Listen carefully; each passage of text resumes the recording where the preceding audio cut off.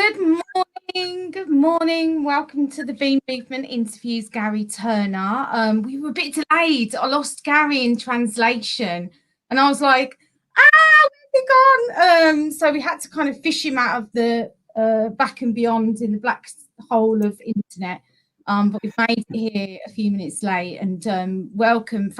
Thanks, Francis, for joining us. Looking forward to hearing from you throughout the conversation. So what's the VMovement all about? And welcome, Garry. I'll get you to introduce yourself once I've done an overview.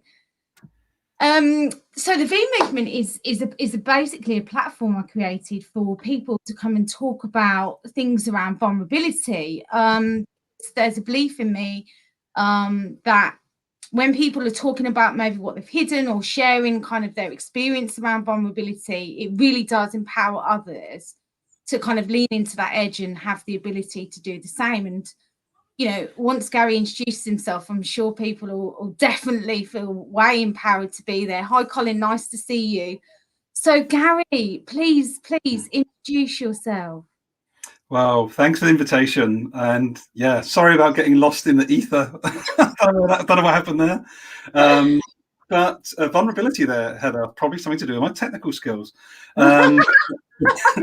But no, so my name's Garry Turner. Thanks for inviting me on. So I am, best thing to describe is a reformed human being. So someone that's gradually piecing myself back together again to being a whole person. Hurrah! But what that means is I'm really, really passionate about, like you, bringing the power, the amplification power of vulnerability to the masses. So whether that be through, you know, supporting men in particular within the workplace, develop that vulnerability muscle, whether it be through workshops, whether it be through keynote talks, I'm just deeply, deeply, deeply passionate about helping people piece themselves together as well over time. And that's really, really what I'm passionate about. And I'm actually, a lot of people don't always know this, Heather. I still work with a $3.5 billion turnover corporate. So my day job is actually looking after 20 million of sales. That's the corporate hat, which I really enjoy on many levels. But my fuel is in these conversations, really trying to help people show up as fully as they can. And I'm so excited to have you. Myself and Garry have had this online relationship for the last 6 weeks. This is the first time we've actually connected on a video call. So I'm excited to see where it goes and really want to interact with the audience as well, because I know there's quite a few people watching and wanting to kind of listen to where this conversation takes us. So I want to invite the audience actually to share what vulnerability means to them, right? Just to get the conversation started. And I really wanted to dive in with you, Garry, around when you first discovered, you know, the ability to be vulnerable and kind of what it's given you, I guess.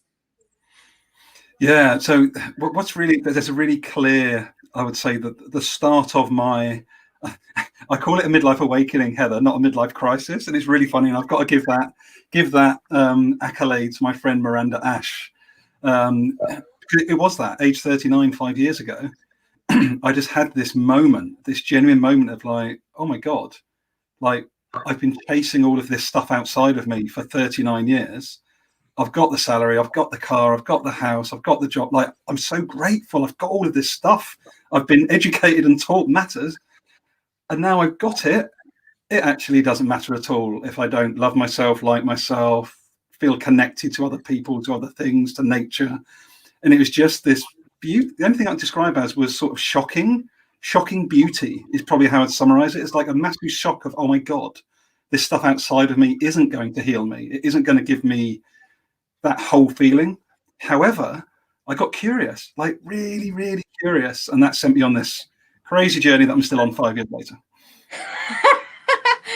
Yeah, and I mean, I completely reconnect about the age range, right? Because we both sort of around the same age when we really started to talk about things we've hidden and kept to ourselves and had the ability to be vulnerable. So we definitely connected over that. And I love Chris's take on it. You know, what is vulnerability? Oh, you're human. Yeah, awesome. Celebrating that, definitely. What I found though, Garry, and you might be able to speak more about this, you know, the kind of fear that comes to you when you want to talk about maybe feelings and emotions, and kind of that fear that keeps us hidden, right, and unseen. How do you think that impacts people, you know, on a daily basis, you know, especially if you're still in corporate? I think it's huge, and the reason it's huge, though, Heather, and I'm only speaking to this as experience, and as with all of us, we're always work in progress. Like, no one's got it sorted out. But what I can speak to in answer to your question is, it's the stories. So my story started with being bullied as a kid, age 12, 13, like repeatedly bullied, like punched, chased, like verbal abuse of my mother, who's quite a large lady. Like, it was quite traumatic, although it wasn't it didn't go too deep, but it went deep enough that it's always been there, and it's not something I ever was able to speak about. Now, why didn't I speak about it? Because the environment that I lived within, and the school environment, like, I've got a wonderful family, like nothing wrong at all, but emotions weren't something that was expressed freely and openly. So I didn't express that emotion. So I just held on to it for 25 years. Now, what's really interesting about that, in answer to your thing about fear, nothing in the outside world stopped me sharing those experiences. Nobody, no thing. It was all my own stories. I said, don't do it, don't share it. And it wasn't even conscious, totally unconscious, Heather. But when we realize that everything of our human experience comes from in here, out there, like there's nothing out there that's going to cause you to feel better. Money, sex, drugs, car, nothing will make you feel better unless you feel it on the inside first. And that has been like thousands and thousands of pounds of personal development, meeting great people like you. Like, it's incredible. So, like, if I can short circuit for our guests today, like, don't spend £25,000 on this stuff. Go inside invest in a coach, invest in yourself if you need that, but don't look at the outside to try and solve anything you think's wrong. Go inside first. I'm sorry for the long answer, but I'm really passionate that people hear that, because it's so critically important. No, I love the exploration that you're inviting people to have, really, around those insights. Definitely, Garry. And I mean, Francis has shared with us, and I'll put it on screen, but it might cut our heads off a little bit. Oh no, we're all right. We're all right. I can't see my double chin. Look, powerful, Francis. Lovely to have you. And also, Chris has given us an analogy around it as well. You know, the sleazy mugshot on screen are, yeah, I mean, totally. And I agree with Francis. You know, it's about time your name's in lights, Chris. Right? Because I want to bet that Garry has only just started being seen for all his brilliance right now, given that he started leading into vulnerability at 39.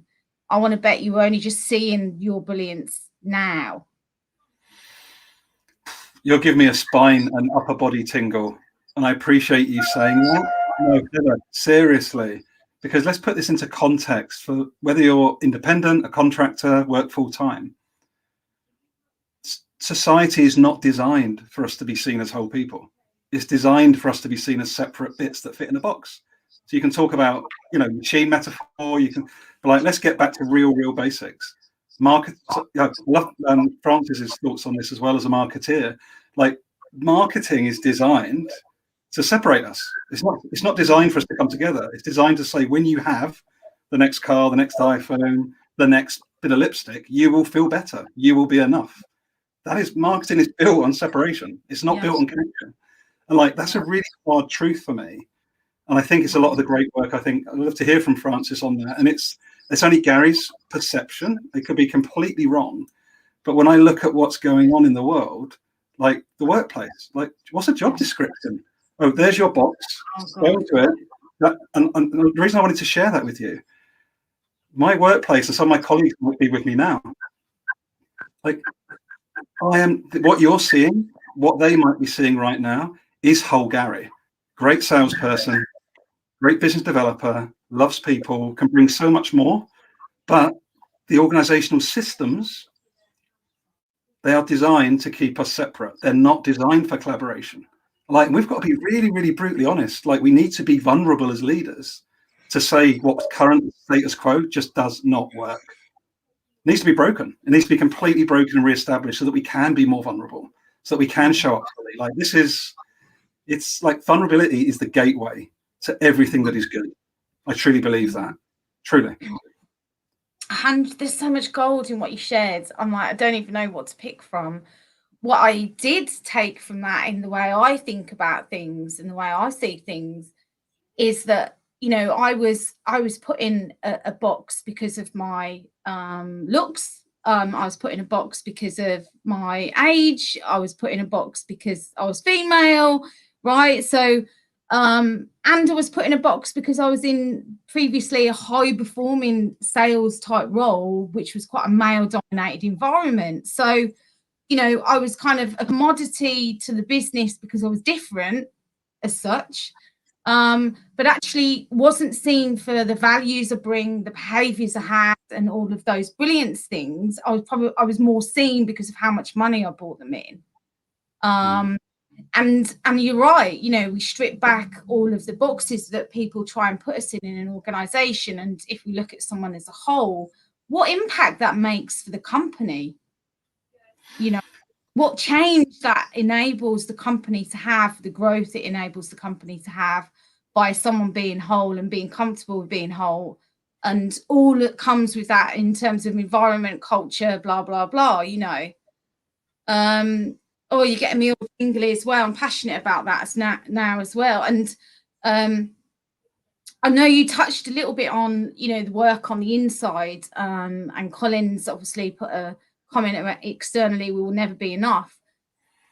Has anyone read The Soul of Money? I was recommended by a good friend of mine, Shelley Paxton, about a year ago. And The Soul of Money talks about enoughness, like the whole world is really feeling scarce, like there's a scarcity in the world, that we don't have enough of this, we don't have enough food, we don't have enough resources, we don't have enough money, etc., etc. And it's like, when we look at how we operate as a person, the wanting these shiny new things and kind of the material things to make us feel better, or make us feel whole, or even make us feel seen, right? If you've got a really plush car. What kind of messaging that sends to the leaders of tomorrow, to be seen, you need to have all these things and you need to be successful, and this is how you do that, versus actually to be seen humanely and whole, we need to understand who we are, what we bring, strengths, weaknesses, all of that stuff, and kind of, like you say, present yourself authentically, isn't it? Yeah, and I also want to take I can see France's challenge, and I think it's a brilliant, like, we're talking about role modeling vulnerability, Heather, right now. Like, France's challenge is like, marketing is about community, in response to my comment. Like, I think it's a great challenge back, because where did my comment come from? A judgment of my experience of marketing. Doesn't mean it's true. Right. So I'm really appreciating Francis' challenge, because this is vulnerability right now. Like, I'm being challenged live on a live chat. I need to acknowledge I've been challenged and welcome that in, and say, actually, thank you, Francis, for the invitation to think differently, and just to check myself. What is the story I'm telling myself about marketing? That takes vulnerability, and I've now got to do that work, because Francis has held the mirror up. And just think about that in your own life or in the workplace. Your subordinate comes to you and says, I don't like the way you just spoke to me. Whether you think you spoke a certain way or not, you need to hear the request to engage. That takes vulnerability. And I honour you for the leadership that you've taken there around that, to be honest, Garry. I only learned this, Francis, about 3 weeks ago. Marketing is about community. We have to admit, though, our experiences of it on a daily basis don't generally speak to community of what we see and experience. So maybe that's a challenge for Francis. How can we work together to change that narrative, and influence that, now that you've held the mirror up for Garry and myself on this interview? So I love that challenge and really appreciate you being here. There is another question that we've had from Chris, because it's getting juicy now. This is what happens, you see, Garry, when someone brilliant like you comes on, all these people. Question from Chris: must vulnerability always be born out of a personal spiritual awakening crisis, or wrapped up in language like fully open, wholeness, etc.? I fear it won't relate to people outside these circles. Yeah, I mean, Chris, I agree with you. That's why I talk about working with people who have the inability to be seen and heard. Let me just hide that because you're cutting my mouth off, just in case people are reading. I mean, yeah, the language around how we present this, how we support people with it, is definitely always going to be a challenge for people that haven't leaned into this as much as maybe myself and Garry, or you for that matter, Chris. So it's always going to be a challenge. I think the most relatable point is, you know, if you are feeling like there's something missing in your life, right? If you feel like you've got all the things, you've got all the things that you worked really hard to achieve, like Garry shared in his story, and then you realize that something's not quite right. You're kind of missing out on some aspect of your life that you're not sure is, you know, what's going on with you. Then that's an invitation to explore what it is that you're not tapping into, right? Unleashing your potential, because my thoughts around that are people choose restlessness and action for distraction, because they might be avoiding something that they don't want to face. And actually, once they do work on facing it, the internal work, as Garry described, then it's actually allows them to be elevated, be seen for who they really are and what they came to this earth to deliver. That's my thoughts. Garry, anything to add to that? No, I think it's a really good, you know, words matter. You know, I can see Jane with us, Colin with us, who are both incredible listeners. You know, words do matter, but I would also challenge, it doesn't matter what word you put in front of somebody. If they don't want to do the work, they won't. You can call it vulnerability, you can call it awareness, you can call it connection, you can call it money. It does not matter what language you put on it. If you don't want to go inside and do the work, you won't do it. So I think we need to be clear as well around the intention that's being set. And yes, we do need to use different language depending on the people we're engaging with. But I don't see necessarily the language we're discussing today being sort of a barrier. But I fully take the challenge that we do need to get the right language to the right people. However, some people just don't want to go inside. It's scary. It's bloody scary to acknowledge your past. And the problem is, who's leading most global organizations and political organizations? People that look and sound like me, who aren't doing the work. That's why we've got what we've got. Like, let's be really brutally honest about it. Like, if we actually believed we were connected, we were all part of community, we wouldn't have the problems we've got. So yeah, I love the challenges, and you've got me thinking more. Yeah, that's why I love having the interaction with people. And Jane's made an amazing point. My middle name's Jane, so hello, Jane. As leaders, parents, mentors, coaches, how might we create the environment that allows or enables people to share their vulnerability in a way that honours their dignity? Celebrate question. I've got thoughts, but what are yours first, Garry? That's such a beautiful question. Such a beautiful question. You know, Jane is one of my teachers. She taught me in Nancy Klein's thinking environment, and all I can think of is that great work, which is actually, how do we slow down enough and be intentional enough that we create the space for others to, as Jane would say, think for themselves as themselves. It's as simple as that. Like, Heather doesn't need me telling her how she should be or what she should do. Francis doesn't need that. You know, Colin doesn't need that. Like, we all need the space to be able to grow into our own skin. And I think that's probably what this, in the moment, that's actually what this is, this conversation. You and I are continuing to grow into our own skin from the inside out. Totally. And so I think that we just need space, we need intentionality, we need support. And I think they're probably the three key things for me. What about you, Heather? Well, it brings me back to a conversation we had on Clubhouse, actually, Chris, where you talked about a vulnerability dial, thinking about the type of environments that you can switch up or switch down, like what you share, what you show, what you talk about. And I kind of not challenged, but thought, what if it was more of a safety dial, right? So I would call it, in my org design days, a temperature gauge.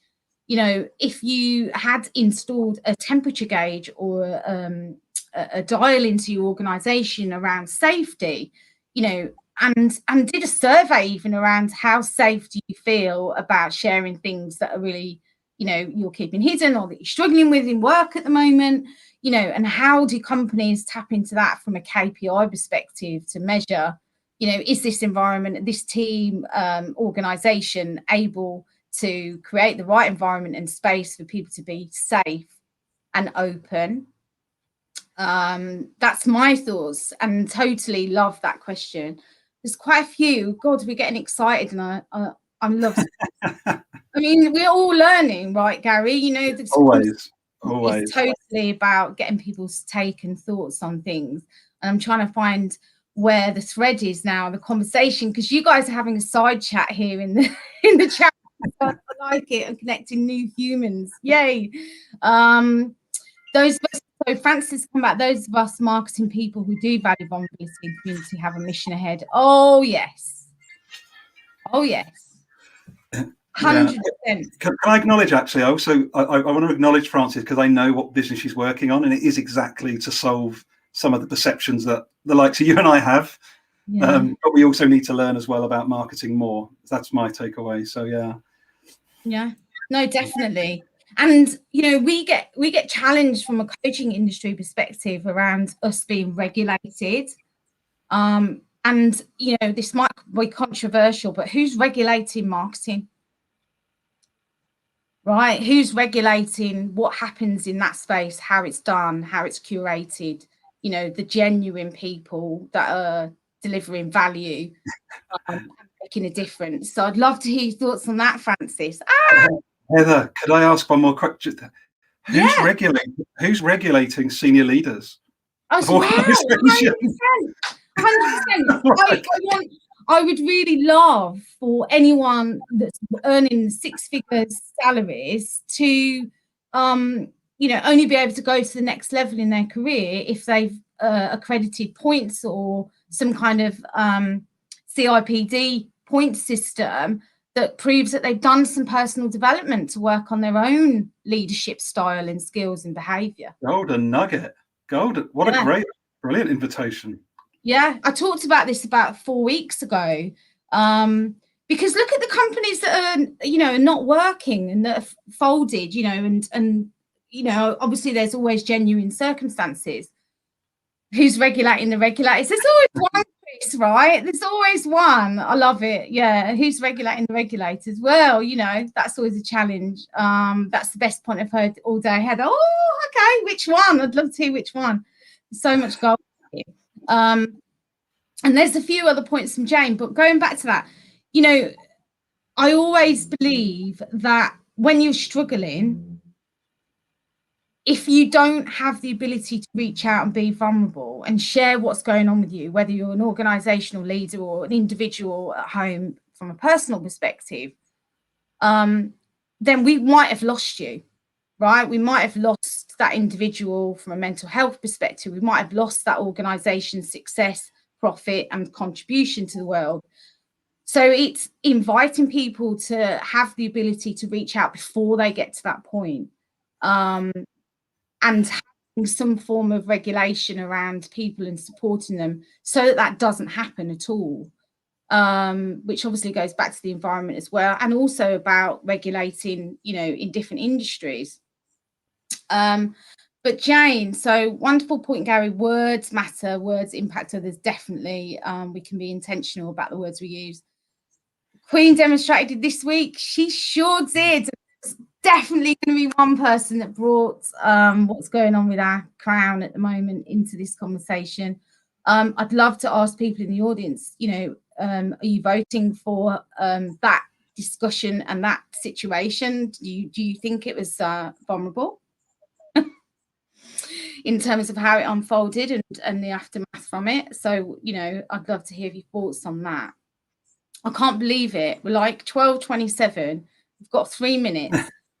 What I really want to know from you, Garry, at this point, and I always ask this question to everyone that features on here, what has vulnerability actually given you? What has it given you? It's a really simple word: freedom. Yes! Simple as that. It's seriously, it's freedom. It's freedom freedom of the self. What do we call it? The personal jail of our thinking. Well, that's a bit profound, but that's literally it. Freedom from the personal jail of our thinking. Literally. Yeah, I second that. Freedom, 100%. Freedom from the shackles that have held me down or held other people down, stopped us from being seen, and really choosing to step out and be who we are is the reason this VMovement platform is in place, empowering others to do exactly the same. And you're making me emotional now. At no point did I think that this VMovement discussion or series and interviews would bring so many open and equally curious humans into my life about how we can change the narrative around what vulnerability really does mean, and really open up opportunity for people to step into that space.